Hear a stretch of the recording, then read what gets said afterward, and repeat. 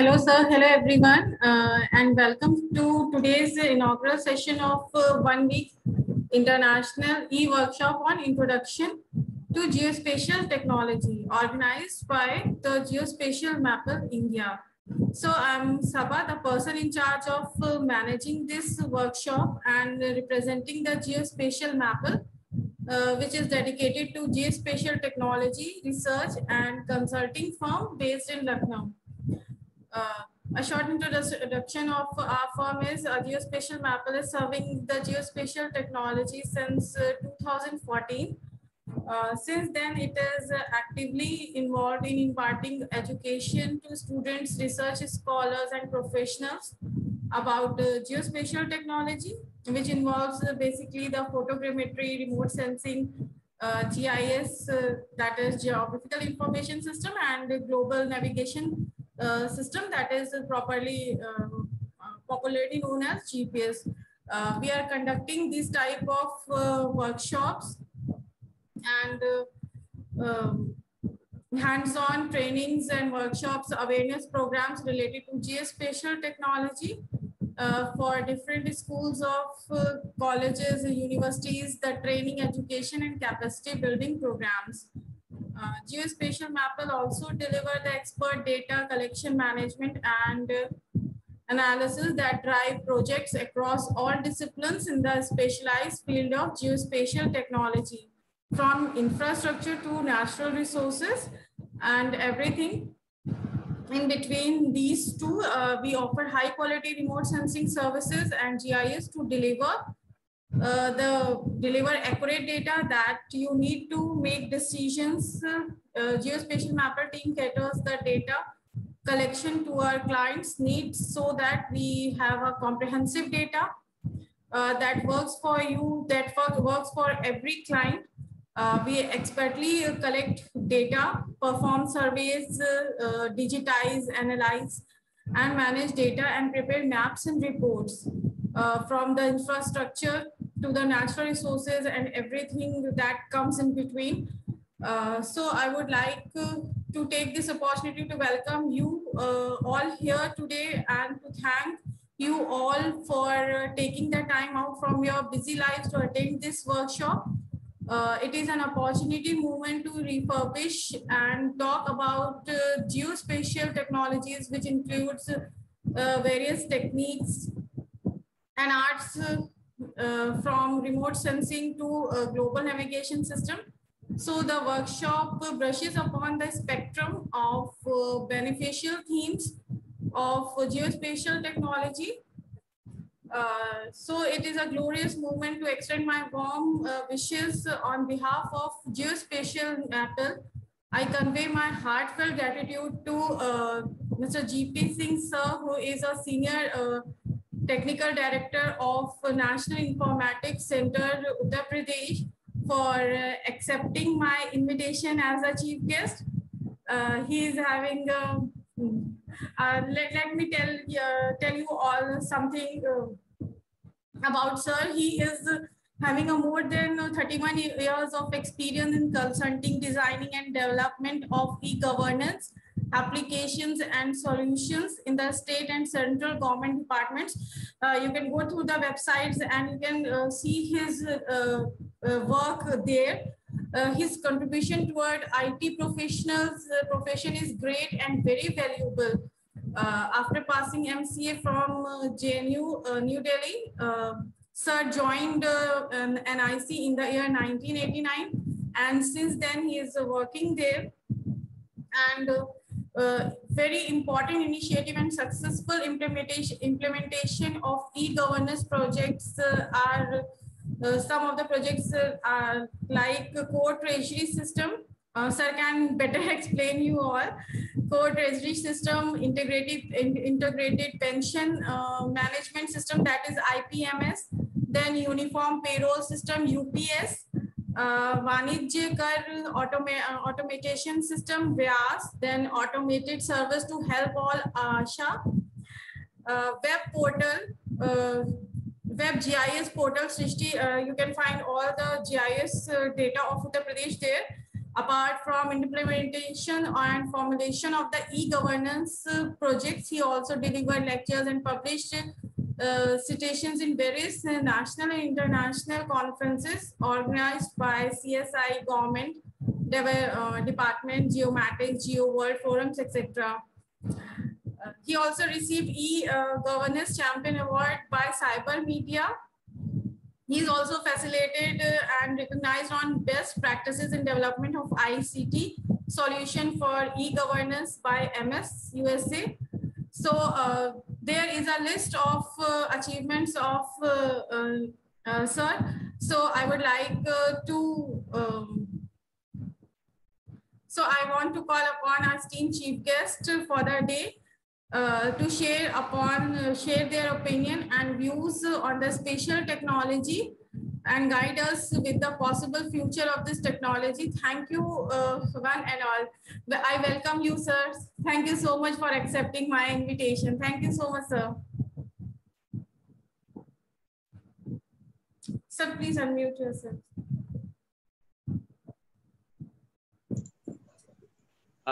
Thank you, Sabha, for inviting me as a inaugural session. Sir, it's an I honor. thought there will be there will be lot many people to address and let us share our experience. So just I'll see Geospatial Maple, organizing secretary and other members of the organizing committee. I would like to first thank you for inviting me to the inaugural session for ECLOG International workshop on introduction to geospatial technology. I am honored to be here as a chief guest of the program. As proposed workshop is on different aspect of geospatial technology on different days, in different days, like I think it is 7 days program, na? Yes, sir, it's a 7-day program. Okay. It is also important to realize that how GIS or related technologies are making our life simple. So this is important. Like in workshop, we should all discuss on this different technological verticals around the geospatial technology. So let us see how to go about it. I'm also sure that workshop topics such as remote sensing concept, aerial photography, GPS, data collection and ground truthing, visual image interpretation, digital image processing, etc., will also be explained to the greatest extent to the participants, which are all around GIS. GIS is a full set of different technologies. It is not a one tool or it is not one area or field, we can say. It is a combination of different tools and technologies which gives a feel of GIS. Here it is also important that every participant should make clear understanding. Like, I don't know who are the participants, but like students who are introducing themselves into GIS field, they should be very clear about different gamuts of the GIS. Like somebody talks about remote sensing. So remote sensing and geoinformatics, these two things are totally different. If somebody is talking about geoinformatics, so geoinformatics, it is a collection of data and to get information out of those data which is collected from the field, from the images or from satellite, whatever it be, from survey, lot of things. So people always try to mix all these things, and a common people understand GIS is nothing but it is just a map. So getting information is very important. So now the technological people who want to use GIS or who are going into field of the GIS, they need to understand ki what is comfortable for them. If somebody is comfortable in the programming, so they can opt for geoinformatics. If somebody is comfortable in understanding the images, which is coming from satellite, or it is from aerial photography, then they should go into image processing kind of activities. So, but these are the fields where specialization is very important, and there are special tools also available So they should learn those tools and they should expertise on those tools. Then only it is beneficial. If you take all field into one, then maybe it is something like jack of all, master of none. And it won't give much benefit to those people who are coming into GIS field. So first of all, tools, learning all the tools is very important. So I don't know what tools are being trained on this geospatial Maple. I don't know. So that is important. You have to think of how these people will be get benefited on these things. Apart from this, I can also see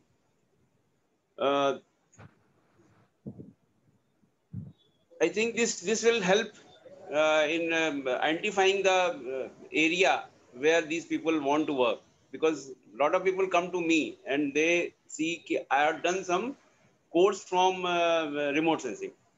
So I want to work on GIS. So remote sensing means, suppose I want to share my own experience. I'm not GIS guy. I'm originally from the field of software. So we write software, we deliver a lot of projects to the government. GIS is one part of that. What is that? It is the inferences drawn from the locational data which is attached with the non-spatial data. So now, what is now my area of interest? Because I don't know GIS, I didn't know GIS. So I thought if we can able to mix these two data, like location data and non-spatial data.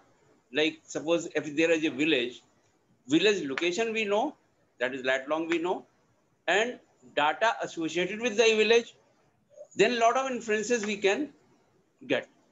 What kind of inferences? If suppose data is available for the village, like there are a lot of amenities available in the village, or there is a department, everybody knows, that is a planning. There is a one section of that is called statistical directorate. What they used to do, they collect data from the field for amenities, how much distance is there from the village. Like if there is a market, so how far this market is from the village. If there's a school, how far this school is from the village. So they used to collect these distances from the village. Earlier, or even now also, because slowly people are getting involved in the GIS activity, and they, even government also want to do, but that expenditure and budget is not that much where GIS can be plugged in. So that is a one aspect that we will discuss sometime later when time will come, because it is not, should not be covered in the inaugural session kind of. So I just want to emphasize what is important for the people who want to use GIS or who are coming into the field of GIS, because there is a mix of that. Remote sensing people cannot work on geoinformatics because geoinformatics is altogether different. That needs programming concept also. So what I did, I thought this is a book where all the villages data is there. There are suppose 41 amenities are there, and all distances are written on those amenities in front of those villages. Suppose if want to get what are those villages where the bus stops are very far. So how I can get? I'll just look that book, try to get the maximum distance of that bus stop from the village, and we will point out, okay, this is the village where bus stop is suppose 15 kilometers far. So this is a very tedious job. Then I thought GIS can work, geoinformatics can work for this kind of problem. What I did, I just got the village map. There were village code. Each code was given for census code was given, and census code was given in the data collection also for the distances. So these two fields mixed. I plotted that distance data on the village map. What it happens? I categorize those distances in the colors. Like if that distance is 0, like amenities available in the village, maybe it is green color. If distance is from 1 to 2 kilometer, then maybe it is red color or magenta. If distance is more than 15 kilometers, so like categorization is there, then make it red. So whole UP map was, or a district map on the village, like all the polygons of village was there. It was populated like in different colors. So now it is very simple to understand what are those villages where the distance is more than 15 kilometers. So all red polygons will just simply depict that distance. It is more than 15 kilometers. So it was very simple for administration also, for planning, how to go about it. What are those villages which are adjoining? We can see on the map. So this is one kind of application where we can use geoinformatics. So similar kind of lot of applications are there. Now coming to current scenario like mobile technology. Mobile is creating tremendous impact on the public. And now location data is integral part of that. So now the students, they should learn, if they are good in programming, if they want to go into that field, so they should learn first uh, mobile app development. Then GIS, obviously there should be tool to plug in into that. So that need to be understand. And there are a lot of libraries now available. So now GIS is not that much difficult to use for general public. So this we have to understand. Core GIS is still, it's a science, but use of that GIS is simple. So now there are two categories. If somebody is interested in remote sensing kind of activities, they should go for remote sensing, and they will be in the lab only. If they come out from the lab, they want to use that data into different field, then there will be different aspect, and they have to learn a lot of other things. So this is the way GIS is growing, and I think Maple, geospatial Maple will do for these people, and they will grow like that. Thank you for inviting. Thank you, sir. Sir, looking into these new aspects, we have a dedicated lecture on WebGIS also, in which you can okay. We can prepare or we can introduce new tools using GIS, like in many departments also they have the dedicated tools. The GIS, as you said, GIS is the background, but they have used a very good technologies or softwares, and they have used GIS as a platform to show different processes or some amenities or something like that. So we have that, and we are planning to organize something that is basically for WebGIS only, because that is a very vast field. Implementing GIS on the web and how you are seeing the objects on the website. They use the GIS is used in the background only. So thank you so much for joining us, sir. We have the schedule for the first day.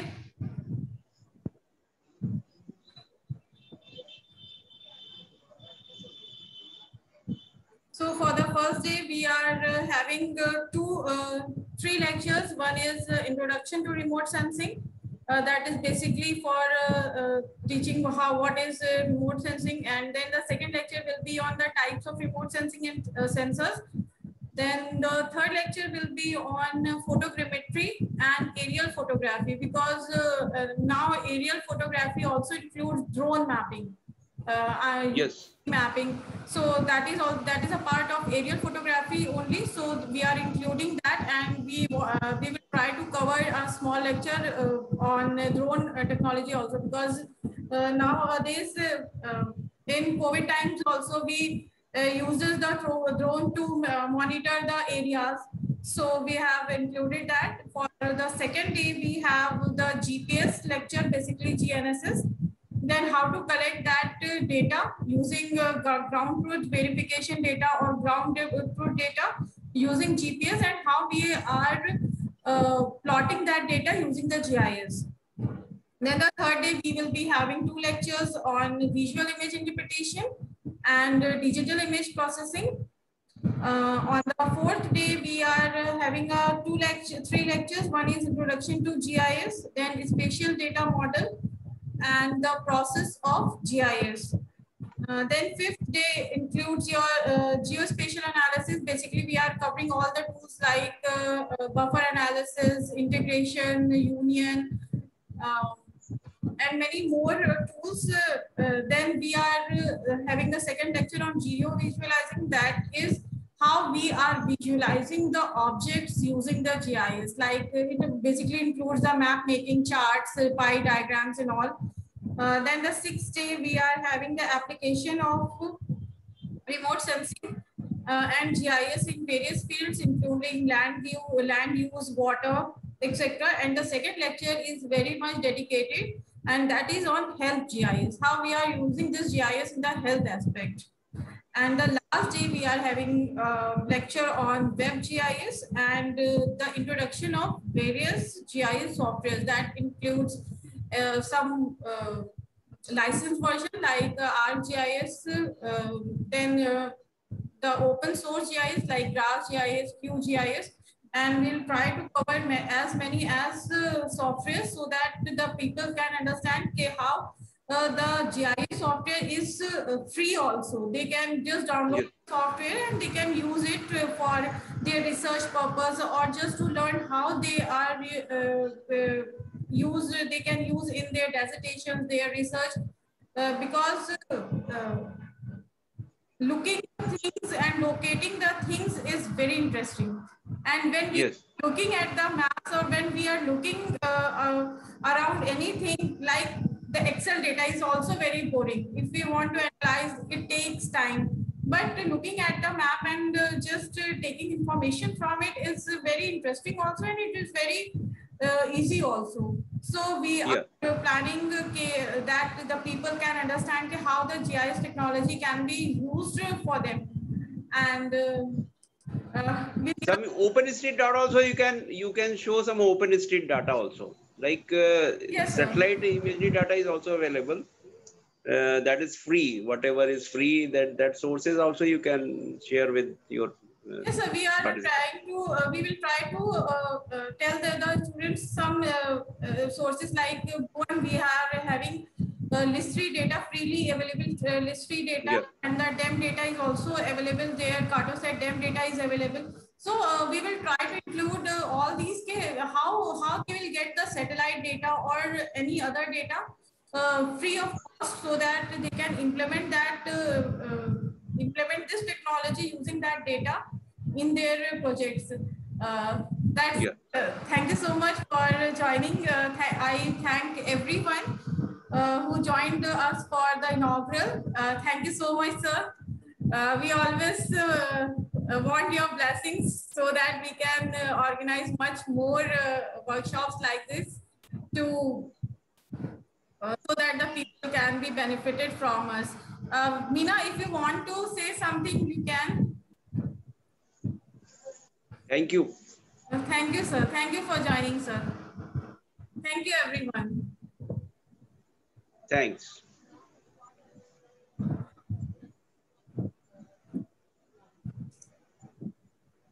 Dear participants, join for the other lectures that is just being uploaded after this inaugural session. And one more lecture video will be uploaded for the instructions, how you are going to join it and how you are going to go through all the lectures, and other instructions will be uploaded soon. Thank you so much. Thank you so much. Thank you, everyone.